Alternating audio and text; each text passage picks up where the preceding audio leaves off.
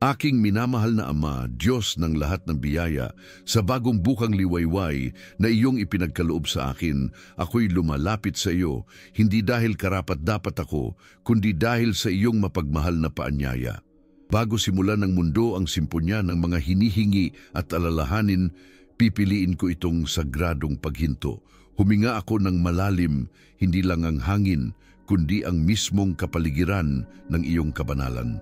Pinatahimik ko ang aking isipan at pinatahimik ang mga tinig ng pagkabalisa upang ang tanging boses na aking naririnig ay iyo na nagsasalita ng malumanay sa aking puso. Ngayon, Ama, lumalapit ako sa iyo na may inspirasyon ng dakilang deklarasyon ng awit 84.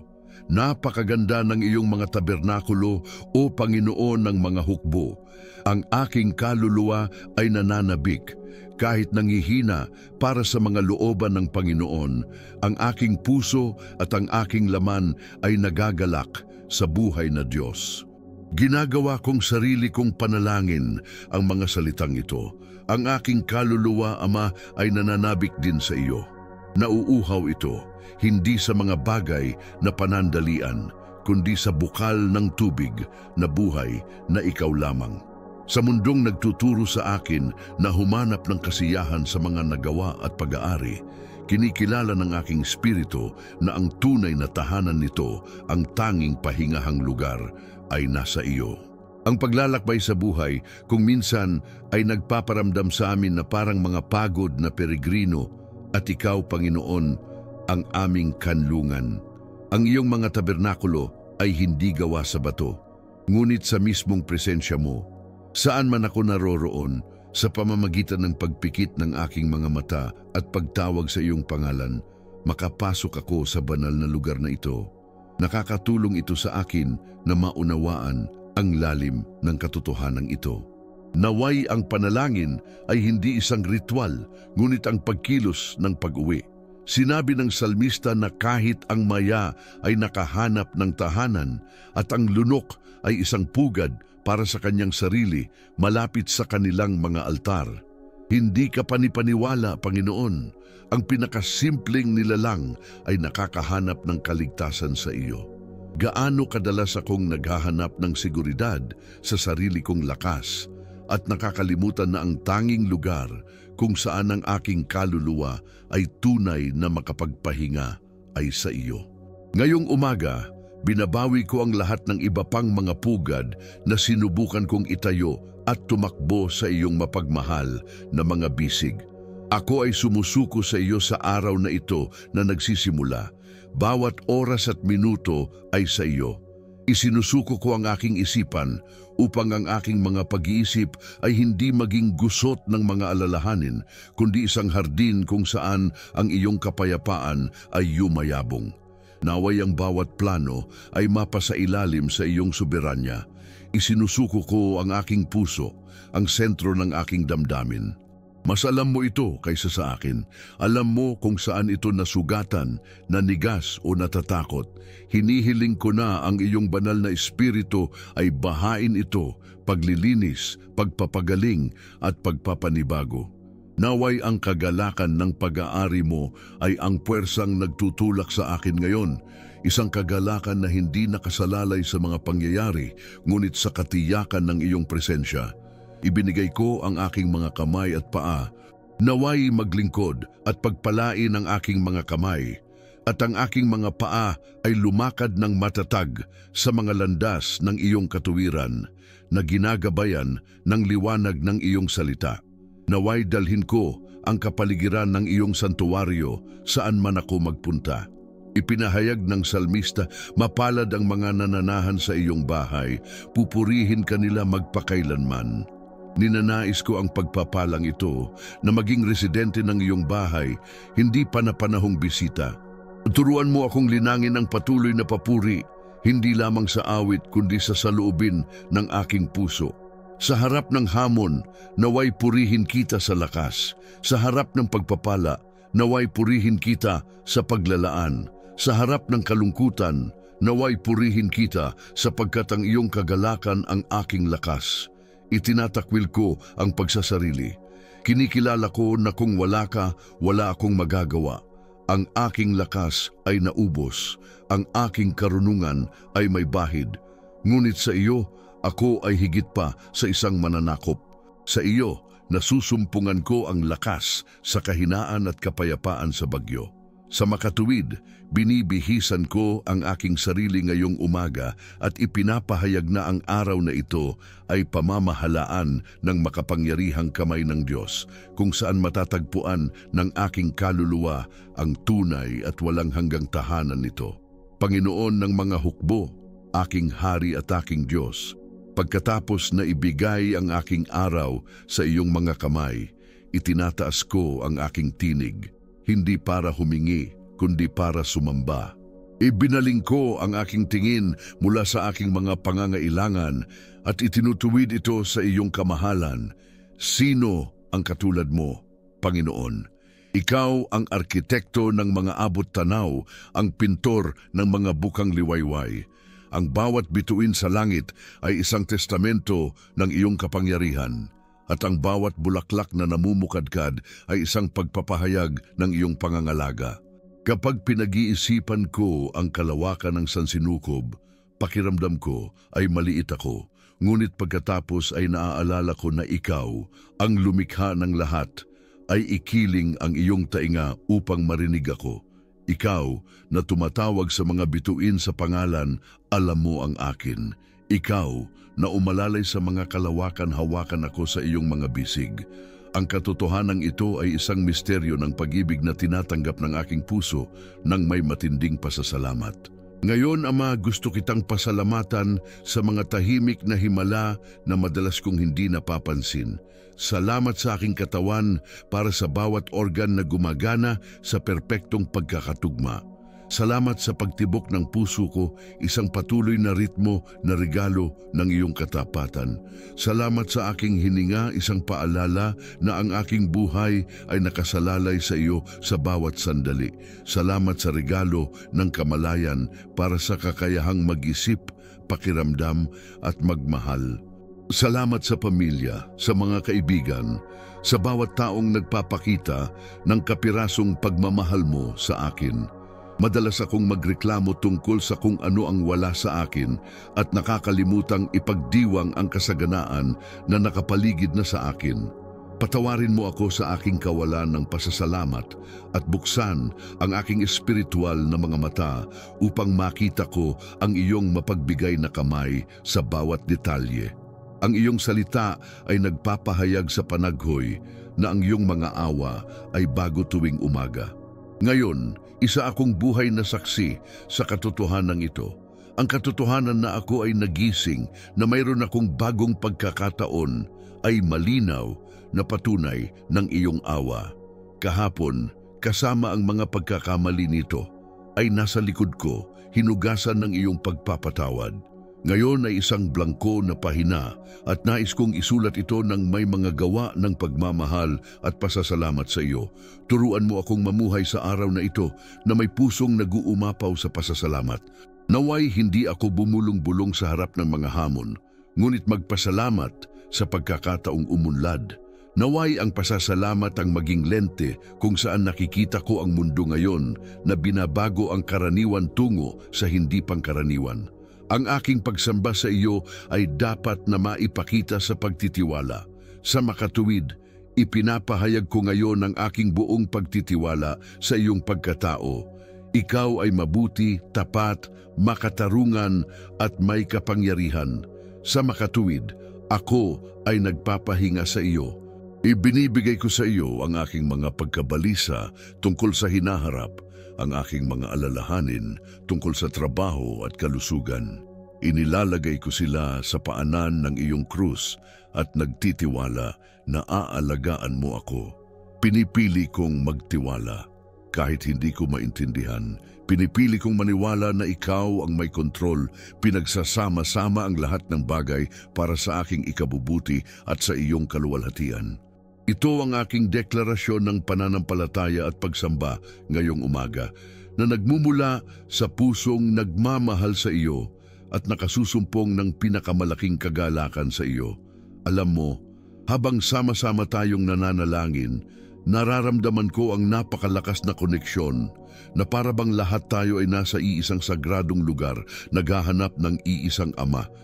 Kung nararamdaman mo rin ang pakikipag-isa na ito, kung ang panalangin ito ay umaantig sa iyong puso sa isang espesyal na paraan, ibig kong maging bahagi ka ng pamilyang ito ng pananampalataya sa mas malapit na paraan. Ito ay hindi lamang tungkol sa pag-click sa isang pindutan. Ito ay tungkol sa pagsasabi ng "O" sa paglalakad ng magkasama. Sa pamamagitan ng pag-subscribe, sinasabi mo, "Gusto ko ng higit pa sa mga sandaling ito. Gusto kong magsimula ang umaga ko sa ganito, na konektado sa Diyos at sa mga kapananampalataya." At kapag iniwan mo ang iyong amen o ang iyong sariling pag-iisip sa mga komento, ipinapaalam mo sa amin na hindi kami nag-iisa. Nagiging liwanag ka para sa isang taong maaaring magbasa ng iyong komento at makaramdam ng lakas. Mapagmahal na Ama, ang iyong salita ay hindi mauubos na pinagmumulan ng inspirasyon. Dito, makikita natin ang mga kwento ng mga kalalakihan at kababaihan na natuklasan na ang sikreto ng kapayapaan ay nasa paninirahan sa iyong presensya.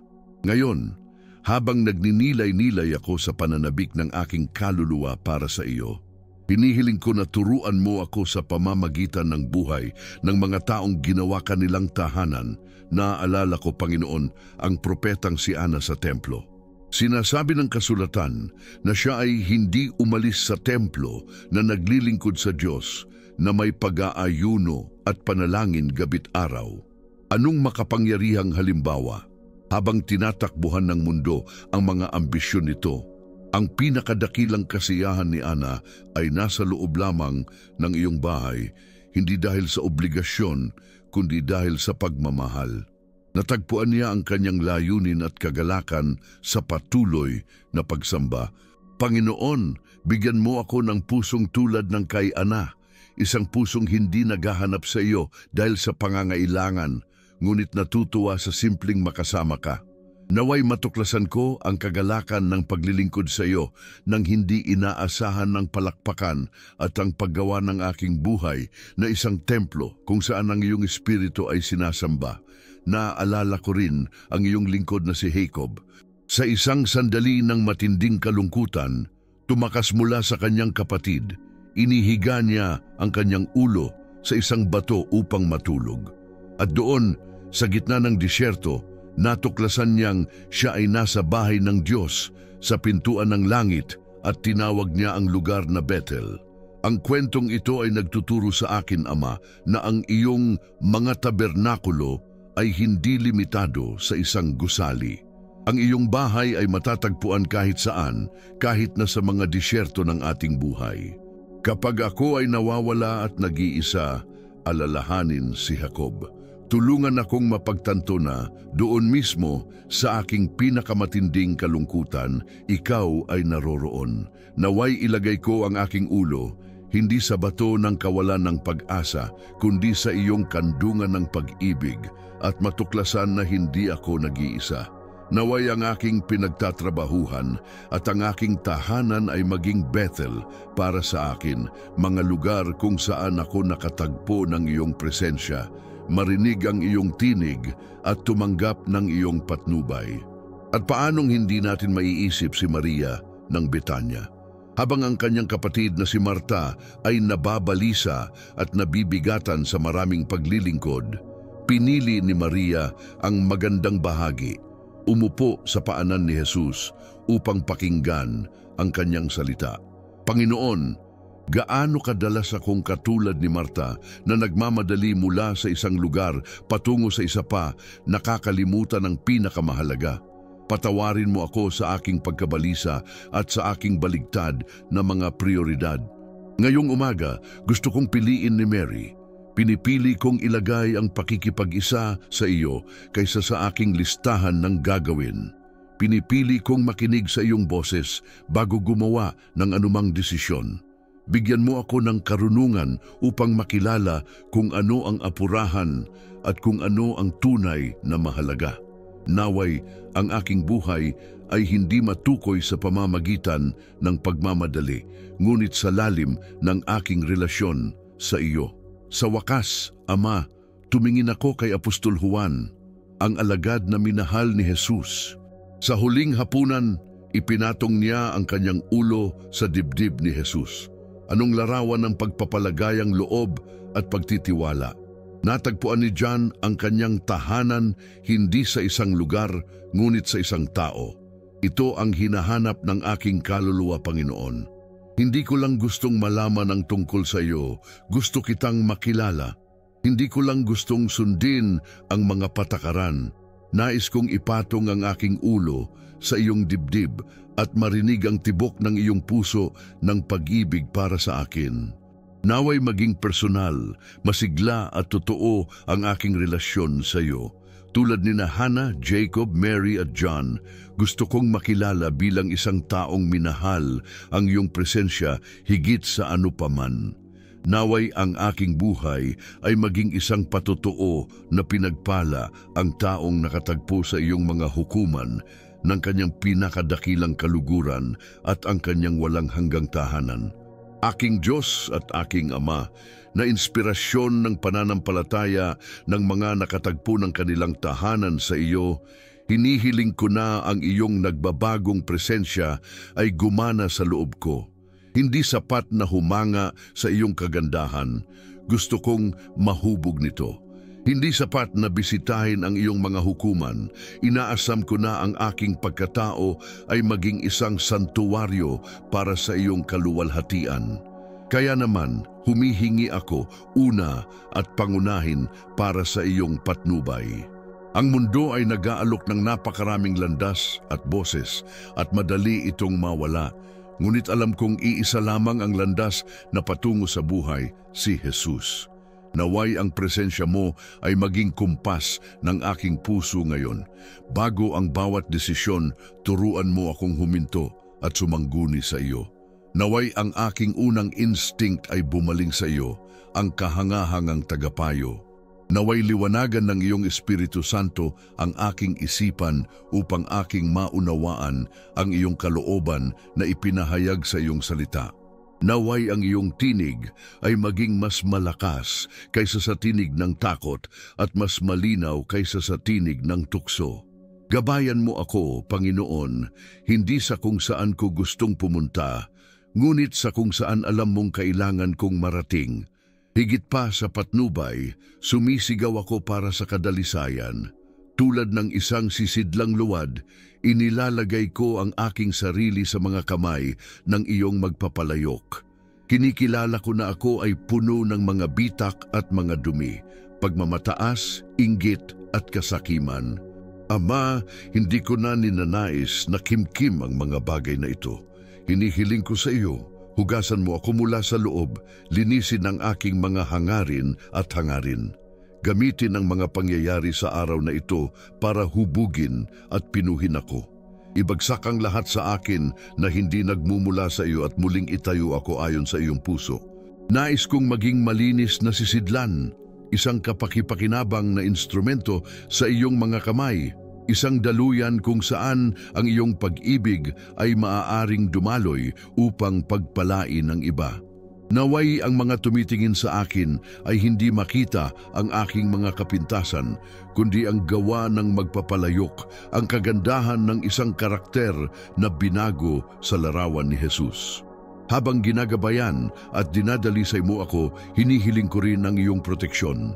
Alam kong ako ay nasa espiritual na larangan ng digmaan, ngunit ang tiwala ko ay nasa iyong pader ng apoy na nakapalibot sa akin. Ang awit 91 ay nangangako. Siya na tumatahan sa lihim na dako ng kataas-taasan ay mananatili sa ilalim ng lilim ng makapangyarihan sa lahat.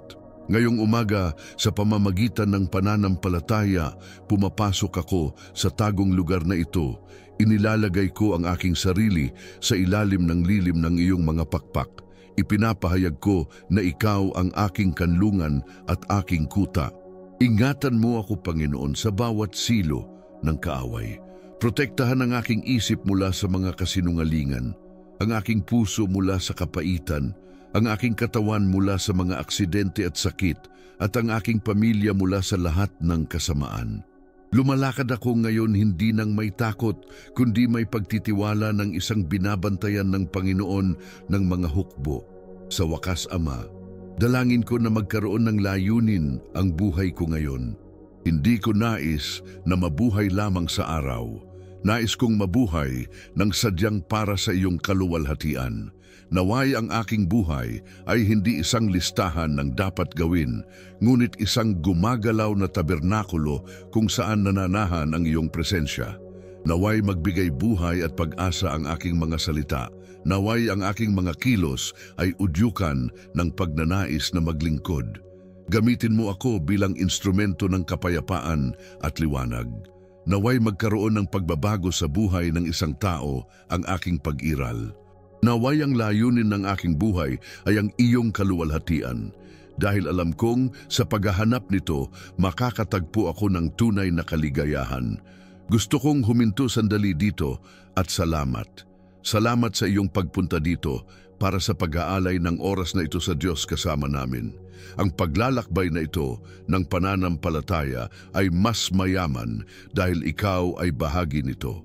Kung hindi ka pa nakakapag-sign up, malugod kitang inaanyayahan na sumali sa amin. Isipin ito bilang pag-iwan sa pinto ng iyong tahanan na bukas para mabisita ka namin ng may bagong panalangin tuwing umaga. At ang iyong komento, ang iyong kahilingan sa panalangin ay parang isang taus-pusong pag-uusap sa pagitan ng magkakaibigan. Binabasa namin ito, nagdarasal kami kasama mo at para sa iyo. Napakahalaga mo sa pamilyang ito. Gawin ang iyong sarili sa bahay dahil ikaw ay mahabaging Ama. Ngayong ako ay sumigaw para sa aking sarili. Nais kong palawakin ang aking puso at mamagitan para sa mga inilagay mo sa aking buhay. Ang panalangin ay hindi isang makasariling gawain, ngunit isang paanyaya na makibahagi sa iyong pag-ibig na umaabot sa lahat. Binubuksan ko ang mga pintuan ng sagradong lugar na ito sa aking puso at inihaharap ang bawat tao sa harap ng iyong trono ng biyaya. Una, ipinakita ko ang aking pamilya. Kilala mo ang bawat isa sa kanila sa pangalan, ang kanilang mga lihim na pakikibaka at ang kanilang pinakamalalim na pangarap. Hinihiling ko na takpan sila ng iyong makapangyarihang kamay sa araw na ito. Kung saan may karamdaman, naway mahayag ang iyong kagalingang nakapagpapagaling. Kung saan may pinansyal na pag-aalala, naway dumating ang iyong supernatural na probisyon. Kung saan may tunggalian, naway kumilos ang iyong espiritu ng kapayapaan at pagkakasundo. Kung saan may pusong malayo sa iyo, sumisigaw ako sa pag-ibig mo na abutin ito at iguguhit pabalik sa bahay. Protektahan ang aking pamilya mula sa pisikal at espiritual na mga panganib. Palibutan sila ng iyong mga anghel at naway ang aming tahanan ay maging isang santuwaryo ng kapayapaan kung saan ang iyong presensya ay pinarangalan. Panginoon, sumisigaw din ang puso ko para sa mga nagugutom sa pag-asa. Naiisip ko ang mga may sakit sa mga kama sa ospital at ang mga nag-aalaga sa kanila. Maging lakas ng dalawa, Panginoon, ang doktor ng mga doktor, ang perpektong mang-aaliw. Ipinagdarasal ko ang mga nawala ng mahal sa buhay at nakakaramdam ng hindi mabata na kahungkagan. Balutin mo sila ng iyong mapagmahal na yakap at ibulong sa kanilang mga puso ang pag-asa ng buhay na walang hanggan. Namamagitan ako para sa mga nakikipaglaban sa depresyon at pagkabalisa. Palayain mo sila, Panginoon, magdala ng kalinawan, kapayapaan at kagalakan ng iyong pagliligtas. Dalangin ko ang mga walang trabaho na buksan mo ang mga pintuan ng pagkakataon at i-renew ang kanilang dignidad. Ipinagdarasal ko ang mga broken-hearted at pakiramdam na nag-iisa. Ipakita sa kanila na ikaw ang kaibigang hindi nabibigo. Gamitin mo ako, Ama, upang maging instrumento ng iyong habag. Bigyan mo ako ng mga mata upang makita ang pangangailangan, mga tainga upang marinig ang tahimik na sigaw at isang pusong handang kumilos. Itinataas ko rin ang aking pamayanan at ang aking bansa sa iyo. Nabubuhay tayo sa panahon ng kaguluhan at pagkakabaha-bahagi, ngunit naniniwala tayo sa isang Diyos na mas dakila sa anumang krisis. Idinadalangin ko ang ating mga pinuno at pinuno. Bigyan mo sila ng karunungan, hindi yaong sa mundong ito, kundi yaong nagmumula sa itaas, dalisay at mapayapa. Bigyan sila ng isang matuwid na puso na naghahangad ng kapakanan ng lahat ng tao, lalo na ang pinakamahina. Itaas ang mga pinuno ng integridad na natatakot sa iyong pangalan. Ilantad ang lahat ng katiwalian at bawat masamang plano. Hinihiling namin na ang iyong katarungan ay dumaloy na parang ilog sa aming lupain. Pagalingin mo ang aming bayan, Ama. Pagalingin ang mga sugat ng pagtatangi, karahasan at hindi pagkakapantay-pantay. Naway bumangon ang iyong simbahan bilang asin at liwanag upang magmahal, maglingkod at magpahayag ng pag-asa kay Kristo. Gisingin mo kami na maging mga ahente ng pagbabago. Sa mundong hinati ng digmaan, turuan mo kaming maging tagapamayapa. Idinadalangin namin ang mga inosenteng nagdurusa para sa mga batang ulila at para sa mga pamilyang refugee. Maawa ka, Panginoon. Nagdarasal kami para sa kapayapaan sa lahat ng mga bansa na ang mga pinuno ay humingi ng dialogo. At higit sa lahat na ang mga puso ay bumaling sa iyo, ang prinsipe ng kapayapaan. Naway ang pamamagitan na ito ay maging pangako ng aking puso na mahalin ang aking kapwa, maging sila man ang aking pamilya o isang tao sa kabilang panig ng mundo, sapagkat sa iyo kami ay iisa kay Kristo Jesus. Sa kaninong pangalan ako nagdarasal.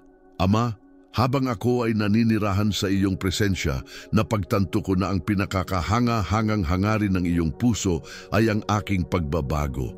Iniligtas mo ako para maging higit na katulad ni Jesus araw-araw. Inaasam ko ito, Panginoon. Hindi ko nais na manirahan sa isang pangkaraniwang espiritual na buhay.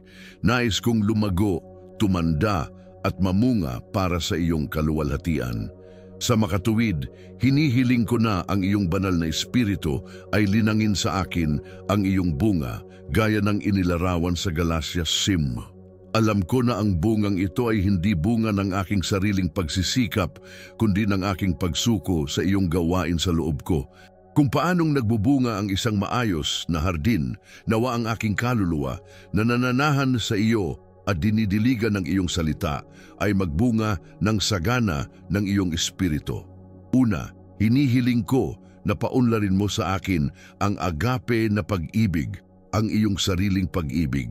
Isang pag-ibig na matiyaga at mabait na hindi naiinggit, hindi nagmamalaki at hindi nagmamalaki. Ang pag-ibig na hindi nagmamaltrato, hindi naghahanap sa sarili, hindi madaling magalit, at hindi nagtatala ng mga kamalian. Panginoon, gaano ko kailangan ng pag-ibig na ito. Bunutin mo sa akin ang bawat ugat ng kapaitan at lahat ng paghatol. Turuan mo akong mahalin ang mga tao tulad ng pagmamahal mo sa kanila upang makita ang higit sa kanilang mga kapintasan. Naway ang pag-ibig ang maging tanda ng aking buhay, ang wikang aking sinasalita at ang puwersang nagtutulak sa likod ng aking mga aksyon.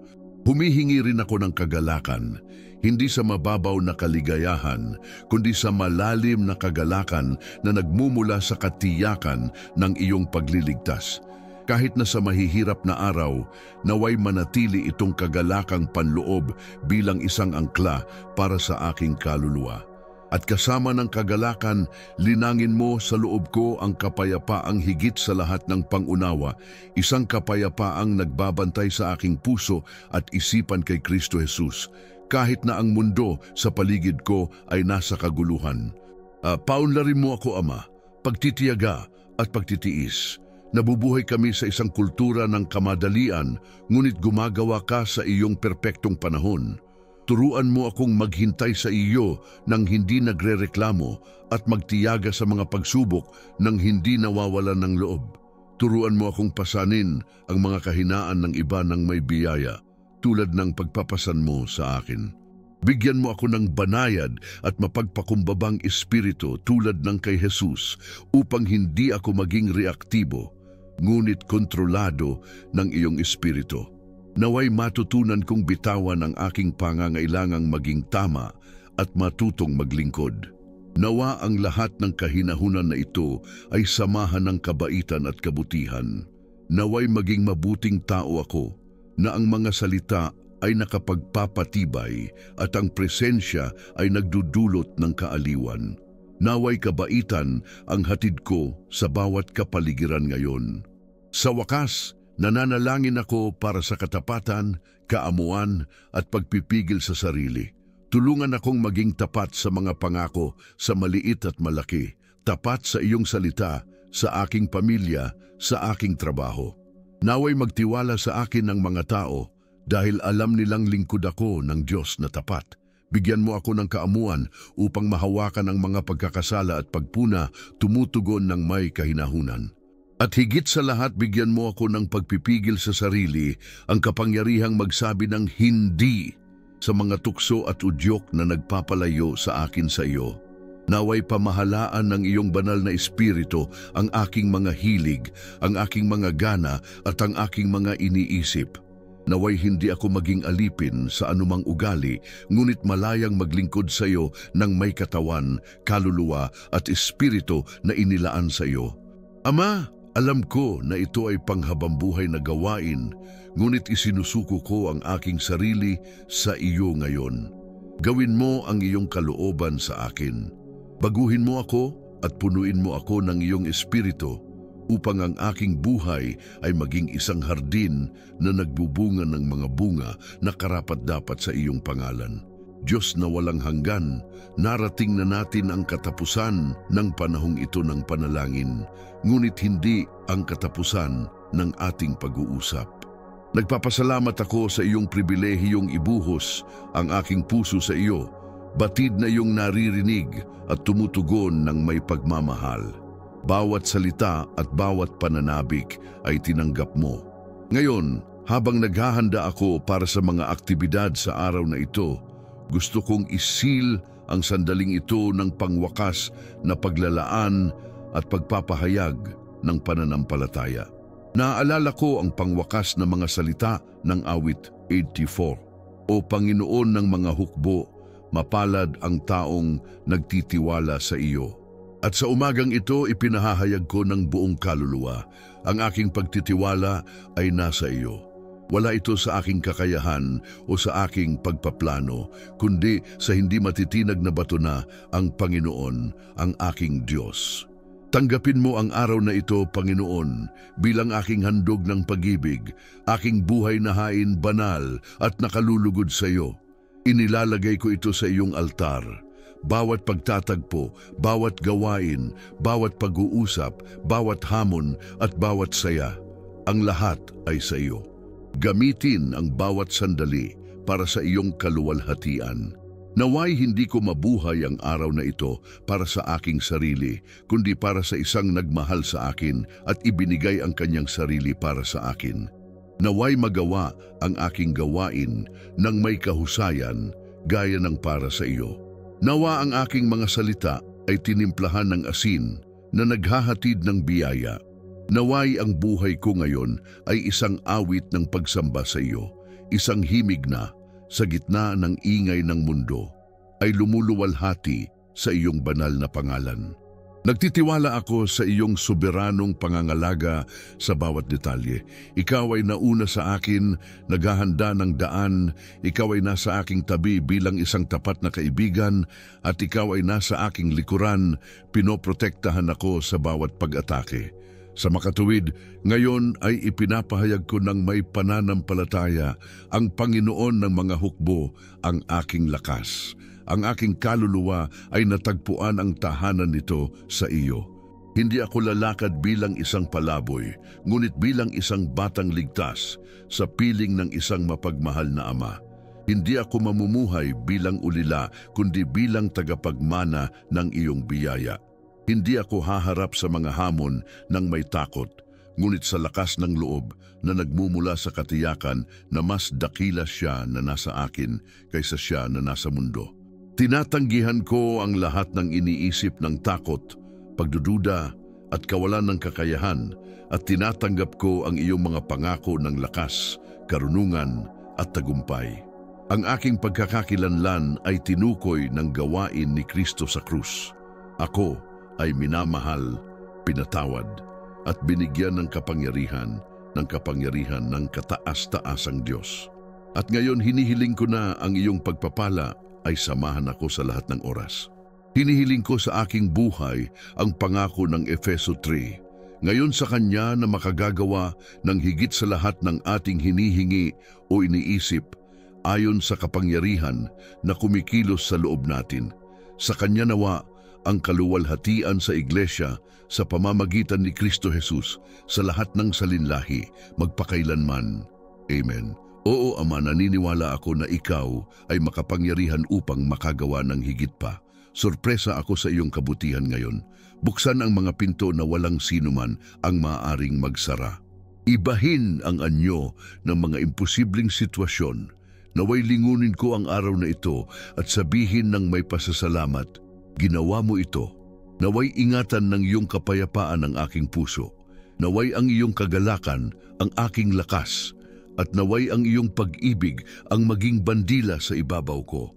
Alis ako sa lugar na ito ng panalangin, ngunit hindi mula sa iyong presensya. Pumunta ako sa kapayapaan, sa kaligtasan at sa tagumpay, sa makapangyarihang pangalan ng aking Panginoon at tagapagligtas, si Jesu Kristo. Amen at Amen.